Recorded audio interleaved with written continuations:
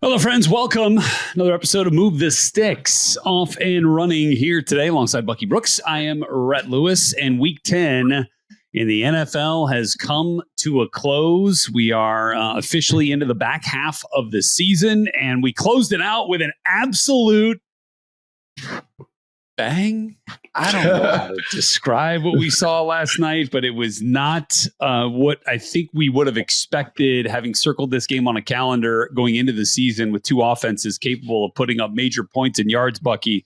Monday Night Football, the Eagles get a hard-fought, gritty win, but pretty is not what we're going to call that.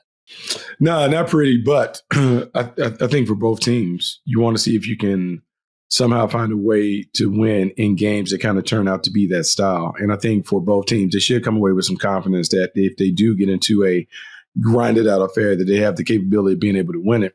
For the Eagles, what's weird is they had opportunities to kind of like either salt the game away, finish the game out the right way, and they had some kind of wonky decisions. Let's get into that here, right? Going back to the end of that game, right? You've got the Packers have used all their timeouts.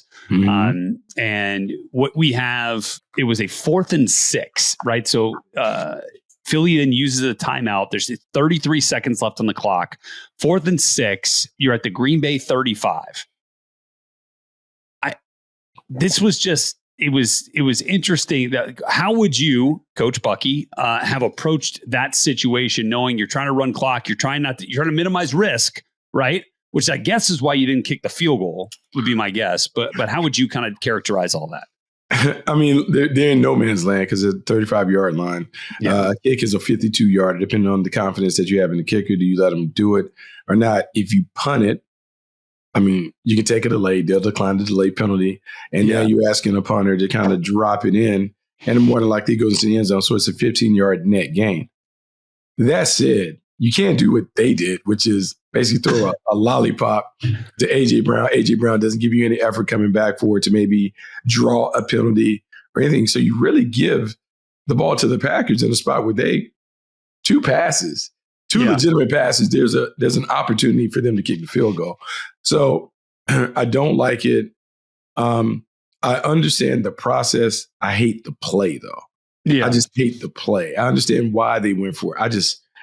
The lowest risk, the lowest probability play that you can make is a fade ball. And for that to be, I mean, and then you set them up. All they needed was 30 yards, right, to get in there. And they essentially got 18 yards on a deep throw to Bo Melton. And then, they had to spike the clock and you're sitting there. So they didn't quite get what they really needed to ultimately get there. Ended up having to kick the thing from the 46, right? And that was going to be too far for McManus. He got that one kickoff, right?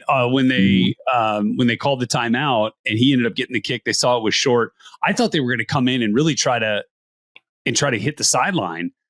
I am surprised. I'm surprised that there's so many different ways. And I know teams will line up in what they call red 88 to stop.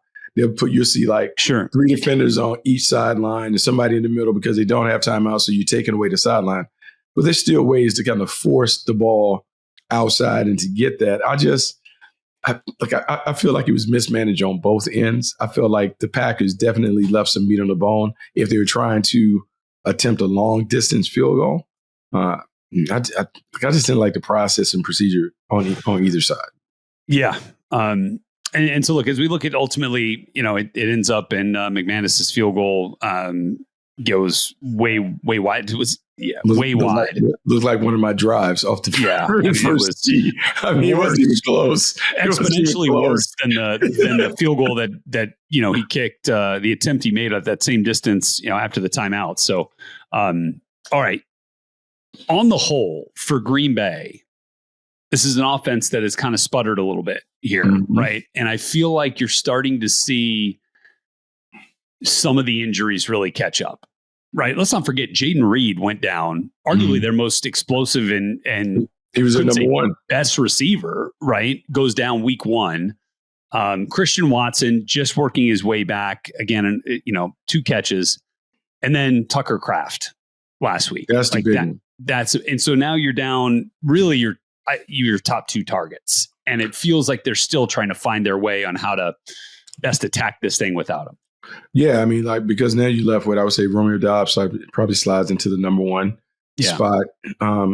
Luke Musgrave, who's drafted ahead of Kraft, but isn't the tight end one. Right. He now is thrust into that role. And they just don't have the symmetry. You were counting on Matthew Golden to be a factor. He's been a non-factor. Didn't play. You just don't have you don't have what you need to be able to get it done. And you want to lean on the running game with Josh Jacobs. You want to be able to reconfigure the passing game so it becomes a little more run action based. You play action, you find ways to do it. Right now, they're just not having success being able to do it. And I'll say this, I don't think Jordan Love is playing great. Some of that is based on what you have around him. But a lot of it is, man, at this stage of his career, you're kind of hoping that the quarterback can elevate those around him by being able to play it a way that they're forced to play up because he's always putting the ball right in their chest and they can't drop it in those things. Well, and now you've got another injury to add to the mix with Elton Jenkins, broke a bone in his foot, out indefinitely, or in his leg, out indefinitely, and so your starting center is down. Arguably, your best offensive lineman. Obviously, you paid Aaron Banks a bunch of money to come over from San Francisco, so you're there. Golden was injured. Watson's still working his way back. Savion Williams is kind of still, riding the rookie roller coaster. It feels like at this point in terms of what ultimately he can produce. Josh Jacobs, averaged 3.5 a pop. Not good enough. Really good front for Philadelphia. Let's give them a bunch of credit on that front. And then as we flip the script here, that's kind of the curiosity, for ultimately what Philly can accomplish this year, because Saquon Barkley's sitting there at less than 3 yards a carry. His 15-yard run was as long as 60 yards on the night on 22 carries. And you've got now a Philly offensive line that has been beaten and battered, right? You got, Juergens has been down at center. Lane Johnson goes out in this game. I'm not sure there is a bigger loss on an offensive line around the league than Lane Johnson to the Philadelphia Eagles, Bucky. And so that's what made this Eagles team special last year was Saquon in the run game and the explosiveness of it, right? Those big chunk plays that we just haven't gotten so far this year.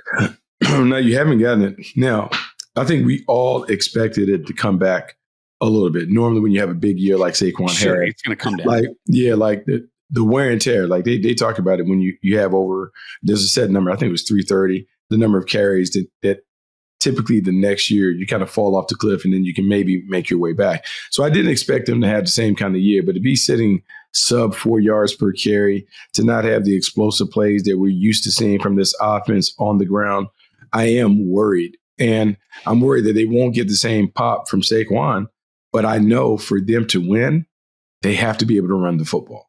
Yeah. And they don't want to necessarily run it heavily with Jalen Hurts, but they have to be able to get some of that dynamic running game going so it opens up all the things they want to do on play action in the passing game. That has to be a big thing that they work on over the next few weeks, because that's going to be essential to their success when it comes to being a back-to-back team. Man. Yeah. So I think, while Philly, if you're Philly, you're obviously psyched to get the win in a tough situation, in a hard environment to play in up there at Lambeau, some conditions, obviously less than, but there's got to be some inner dialogue about, where the best form of this team, what the best way to push forward, especially offensively, because it does feel like Jalen Phillips, that was fun to watch last night, man, coming off the edge, adding the Nolan Smith being back. And again, the Packers defense is going to keep them around in this thing too. They limited.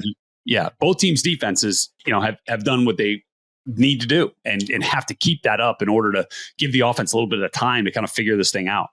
Yeah, look, I think this is the first in what should be a 2-part series. But I feel like they'll play again in the postseason at some point, whether it's divisional round, whether it's in the championship game. To me, these teams are on a collision course. They have to run it back. Defensively, both teams can get after it. We talk about the Eagles first.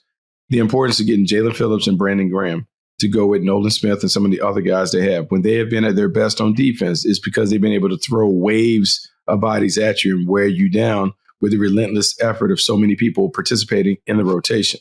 For the Packers, it's the presence and the dominance of Micah Parsons and how he sets up the rest of the crew.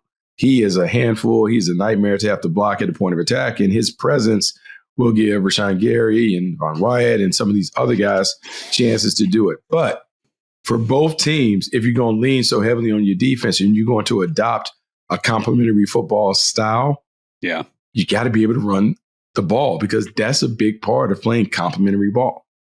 Yeah. All right, so that's where it stands right now for the Eagles and Packers as we close out Week 10 into Week 11. The Packers will head to New York to take on the Giants, who are starting anew in a way, firing Brian Daboll.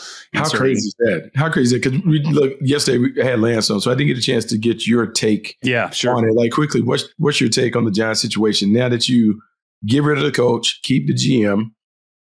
The quarterback is the quarterback, Jackson Dart, who showed promise, but he was certainly Daboll's pick. It's just a weird scenario right now. Well, it's almost like, Dart leaves the game, right, with a head. And now there's been some questionable moments, right, with the way that he kind of puts himself at risk. I wonder if that at all plays into this. Like, all right, hey, we need somebody who's going to bring this. We can't afford the franchise quarterback who we feel like is the franchise quarterback after what he's shown us to be putting himself in harm's way. Maybe we need somebody to kind of reel him in a little bit who's not desperate, to, sell out the kid and not to say that that's what's happening, but like, I'm just saying, like, I wonder if the injuries are something, played some sort of role in that decision at all. I mean, like 5 weeks ago, we're talking about Cam Scadaboo's going crazy. Dart's going crazy. They beat everything was going great. And now Scadaboo gets hurt. Dart has been kind of in and out of the games. Neighbors is out. All the fun parts.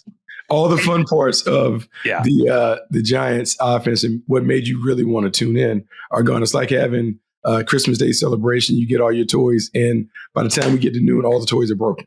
Like that's exactly what the Giants have. And, the weird thing about that, because I hear what you're saying about, hey, maybe we need to dial it back in. But to me, I'm looking at how they're using Jackson Dart.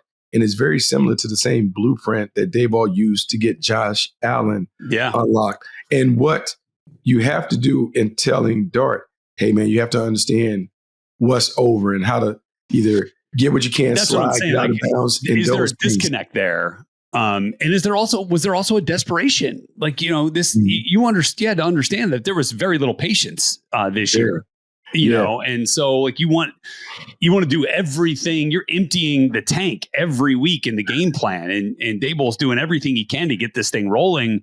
And they're running quarterback power left and right.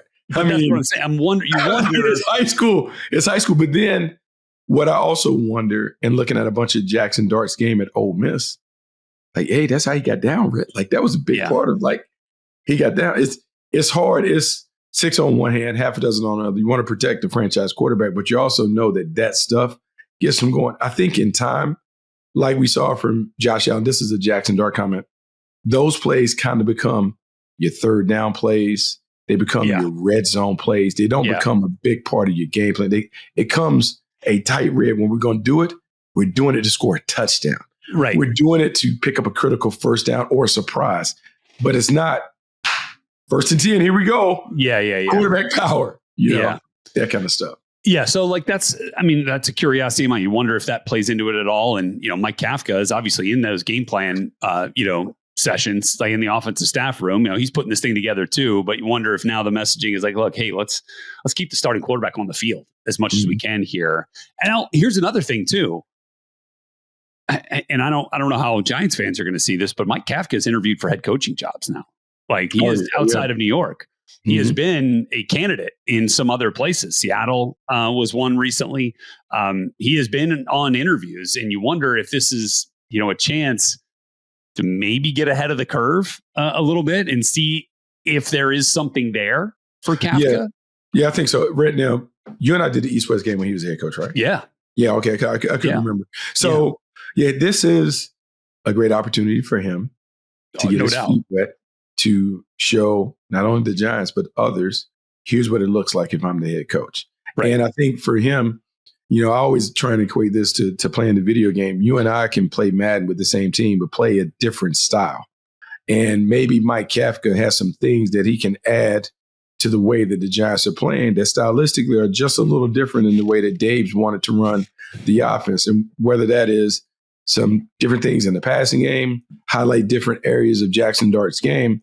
But this is a chance for Mike Kafka to put his own spin on the offense. Because remember, I think Daboll was calling it this year, where in previous years, Kafka had called it. And I felt like there was this weird conversation where they were going back and forth.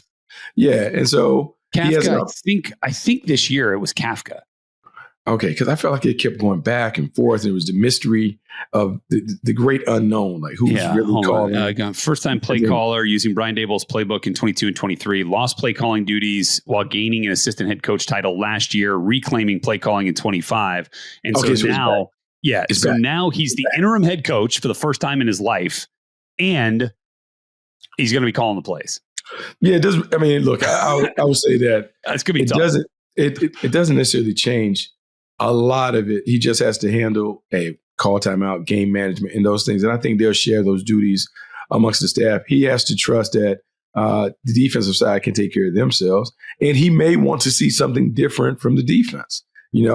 Like the one thing we know is when one guy goes out the door, the head coach, we all are going to go shortly thereafter if we don't find a way to turn this around. And so look for them to be even more aggressive. Look for them to do some things differently on defense to see if they can get some extra possessions for the offense, while the offense also undergoes a slight makeover on the cap.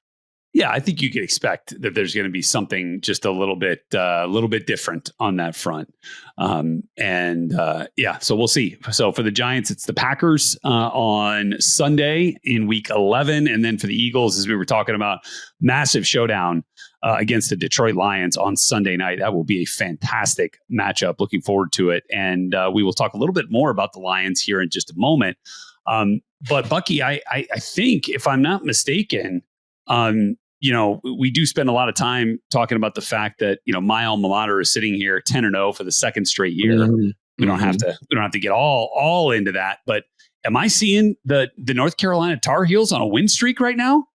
Red, it's a marathon, not a sprint. And so you've been around enough, like the Patriots, enough to know what this looks like. And I think Carolina people are having to adapt to it, because you witnessed a lot of those ugly wins in New England. That even when they were at their best, you would look up and it was a 20-13 win. It was 24-13. It was kind of clunky. Didn't always look great, but it was that's what I'm seeing. The biggest part of the improvement from Carolina has been on defense. On defense right now, they're getting 7 or 8 sacks a game. They're doing a really good job of keeping the ball in front. They're tackling well and doing that. Offense is up and down. Freddie Kitchens is not the favorite of the fan base, and it hasn't been ideal. Okay. When they try to get ways to win games. And so this is a stretch that is critical. They play Wake Forest, Duke, NC State. In my day, Carolina trio, baby. I mean, in my day, we would call it the state championship. So you now have an opportunity to win the state championship. You knock off those 3 teams. We'll see what it looks like. But if you're able to go on a run, maybe an improbable run, they'll finish at 7-5 and be exactly what many thought that it would be at the beginning of the season. That doesn't always work out that way, right? Where you get those 3 state teams all in a row to close out the year. Not all in a row, but at some point they used to always be on the schedule. That's crazy. That's all in a row. Belichick used to say in the league that the season starts after Thanksgiving. Yeah. Well, because of the college thing, it's probably more so the season starts after Halloween.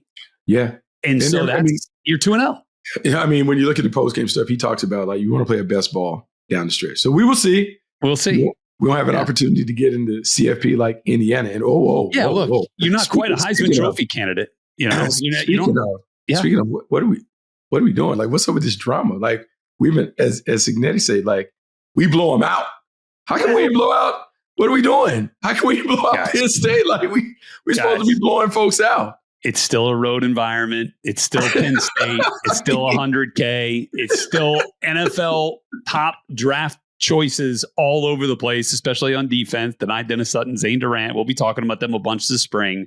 There's guys, there's dudes back there in the back end too. And look, I mean, I knew this was going to be a test. I knew it, Bucky. Come on, it just turns out that Fernando throws a pick, and every time he's done that on the road, he comes right back and leads a game-winning drive. But I will say, if he's not in your notebook already, Omar Cooper Jr., who does have a year of eligibility left, he is an absolute stone cold dude. So let me tell you, Red, so when I saw that, because I was actually going to ask you this question, because you know it being a wide receiver.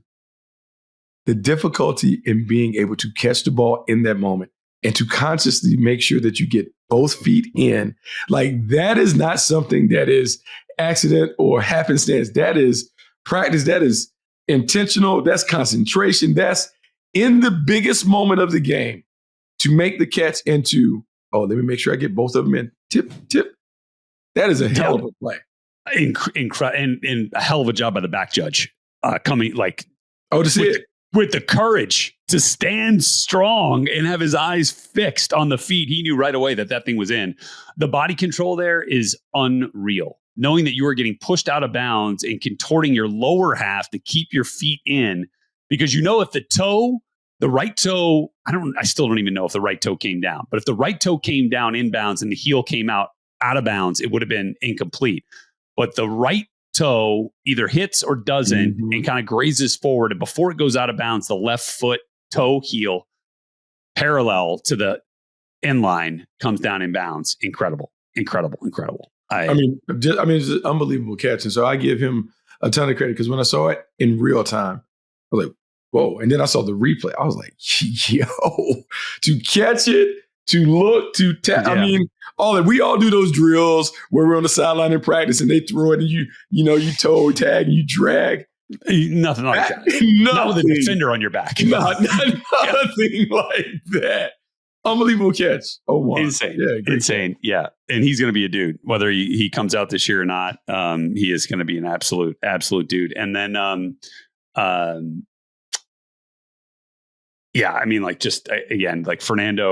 Fernando's been it's going to be really cool to kind of see how the draft conversation plays there, and how the Heisman thing ends up going for these final 2 weeks. So, all right, a lot of fun left to be had in the college football season, and draft season just around the corner. Speaking of draft season, it is time for the rookie draft, my friends. And DJ had himself a pretty good week. So he has bounced back and taken the lead, but we are pretty tight here. DJ's up 42 total points. I'm at 41. Bucky, you're closing the gap there at 37. You got a 3-point win for your selection of Tyler Warren. You got a 1 point for Ashton Genty coming in second place. Golden DJ killer. Finally hit the lottery with Travion Henderson. I feel like we've all at some points taken turns hoping that this was going to be the week. Turns out it was the week. So he got wins, first place win for the running back group, and the first place win for Abuka at the receiver group. I ended up getting 2 second place finishes with the tight end in Colston Loveland and the receiver in Teteroa McMillan. So that's where we're sitting now. We have 2 buys, and one of them is a pretty big one. Colts on a bye, so no Tyler Warren for anybody this week. The Saints are on a bye as well, and we're about out of the bye weeks, but that's where we sit right now. Bucky, you have the first pick, so you'll go first, and then you'll get back-to-backs here in just a little while.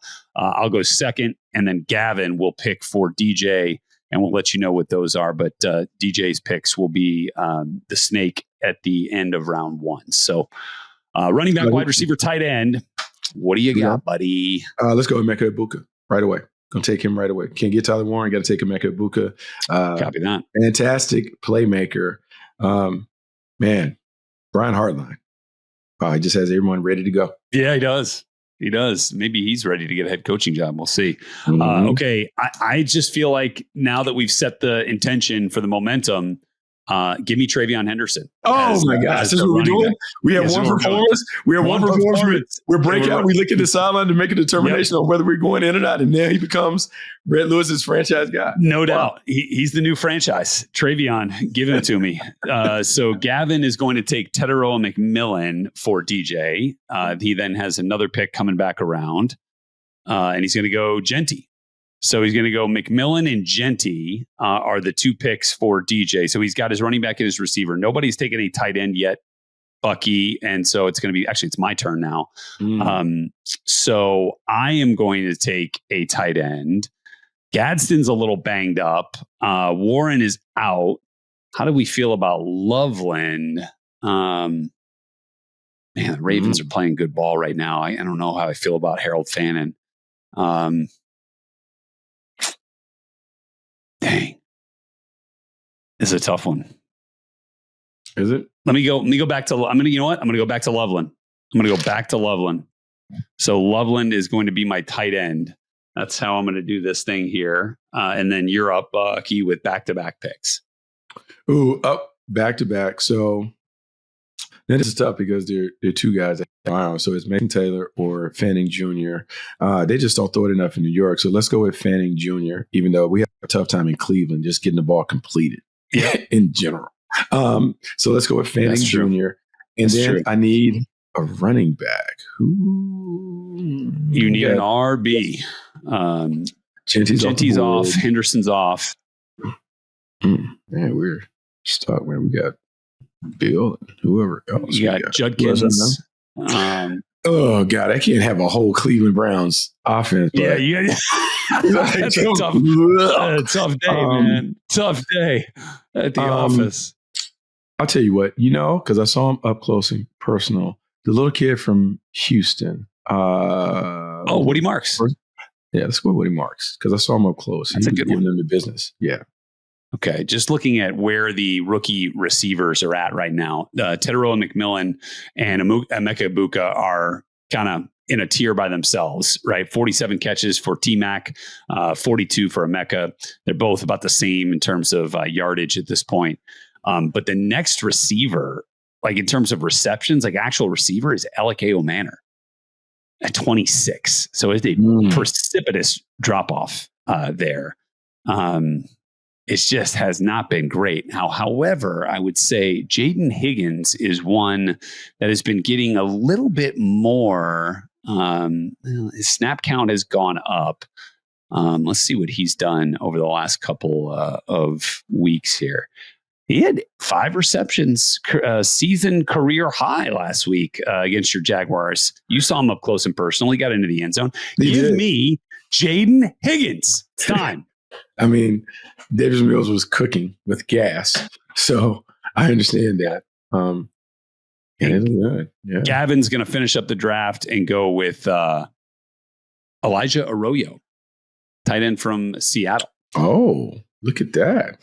Yeah, Gadsden, we're not sure what his availability is, so we didn't want to risk it. But Gavin, no risk it, no biscuit, brother. I mean, they have a couple of guys at tight end that can kind of get it done. We'll see if he works out. Yeah. Okay. So there we're at Bucky's picks, Ibuka, Fannin, and Marks. My picks were Travion Henderson, Colston Loveland, and Jaden Higgins. And then DJ has got Elijah Arroyo, Ashton Genty, and Teteroa McMillan. So we'll see how that all plays out. All right, it's time for Hot or Not, brought to you by Wasabi Hot Cloud Storage and Dan Campbell. Hot for the Detroit Lions. Now, sure, you're saying to yourself, Dan Campbell is the head coach of the Detroit Lions. How does he qualify to be a coordinator of the week? Well, as was confirmed post-game, after everyone saw him with the play sheet, with the glasses on, with the plays into the microphone, into the headset of Jared Goff, Dan Campbell took over play calling duties on the offensive side of the ball from John Morton, who, is in his first year as the play caller for the Lions, replacing Ben Johnson. And things started slow for the Lions this year in that week 1 loss to the Packers. They picked up a little bit, and then they found themselves in another lull. And Dan Campbell absolutely brought them out of this lull. Mm-hmm. First 9 weeks of the season, they are averaging 350 yards per game, 120 rushing yards per game. This week against the Washington Commanders, they put up 546 yards, a season high, 226 rushing yards, 30 first downs, and 44 points. Now, you might remember, Bucky, Dan Campbell has done this before. Very early in his tenure in Detroit, took play calling from Anthony Lynn, who he then replaced with Ben Johnson, and kind of the rest was history there. But Dan did a pretty dang good job when he was calling plays that first time, came back here, and and for a guy who has not had a lot of play calling experience as mostly a tight ends coach, that's pretty dang impressive, Buck. What's so crazy is he takes over and you're looking and we're going through every one of their prominent offensive stars had a big game. Went off. Like every one of them. Like it is almost as if he was just like, hey, look, let's make it simple. Let's just make sure he gets some touches and he gets some touches and he gets some touches. We're going to let our best guys just dominate the game. And as simple as it sounds, it certainly played out like that. You saw the running game get on track. You saw the offensive line dominate like he prefers them to dominate. Jared Goff was comfortable with a 300-yard game. I mean, you saw all of the pass catches on the perimeter have plays from Laporta to Jameson Williams and Amon-Ra St. Brown. Like everybody is involved, and you're wondering, dang, where did this come from? Like, and here's what I thought that was interesting in listening to him explain the move. And he said, hey, you got to remember when earlier when he took it over from Anthony Lynn, Ben Johnson was sat on his knee for like 8 or 9 games. And then the next season, Ben Johnson had a lot of success. And he said in so many ways, and I won't say there was an arrogant thing. He said, look, I kind of showed him how I want this thing to run. And then Ben Johnson took it to the next level. In doing this, he said, I just wanted them to sit back and look. And who says that I won't give it back to him? But I want them to feel what this offense looks like, the way that I see it and the way it should go. Give him credit. I will say this about Dan Campbell. Dan Campbell is a head coach in every sense of the word. He is not afraid to make tough decisions. He doesn't blink at that. I mean, he is like, hey, man, I don't like it. I'm going to fix it. This is what we're doing. And he doesn't, I won't say he doesn't mince words because I'm not in those conversations, but he definitely doesn't have any fear. Yeah, that's a great point. Hard decisions, right?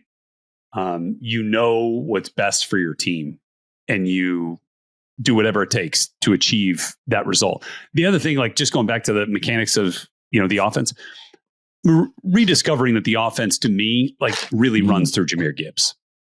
Like that's the thing.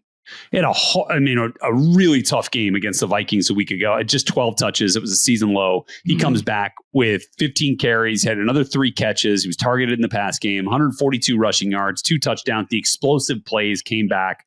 Then Laporta was eating, and Jameson Williams with the explosives. Season high 6 catches. Like he was finding ways to feed the studs. Right. So not only feeding the studs, but also this offense works best with Jared Goff when it works inside out. Yeah. Meaning, think about Jahmyr Gibbs inside, Sam Laporta inside. Amon-Ra St. Brown inside. And what does that do? It forces him to come inside. And then you see the big plays on the outside. And he knows his team. Look, the team is loaded. They're well constructed. But it is literally, hey, man, these are the things that work for us. And more importantly, these are the things that work for the quarterback. I'm sure Jared Goff had a heavy influence in terms of how things operated. But it definitely seemed like the old Lions.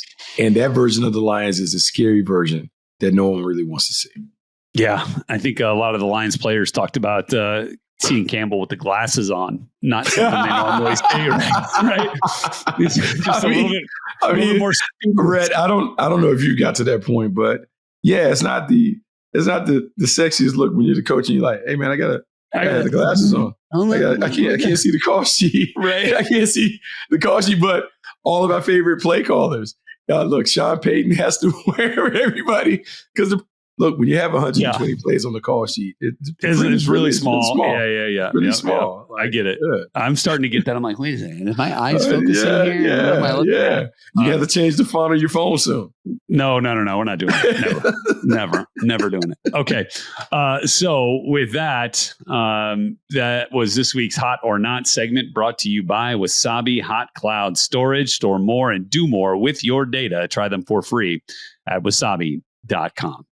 All right, DJ will be back later this week. That's going to do it for this episode, Buck. But a lot of fun here getting this one done, and look forward to catching up again with you guys next week. Maybe after we'll be talking about an 11-0 Hoosier squad. Who knows? We'll see what happens. All right, buddy. Good stuff. For Bucky Brooks, I'm Rhett Lewis. Thanks to Gavin for keeping this thing rolling, and we'll catch you next time here on Move the Sticks.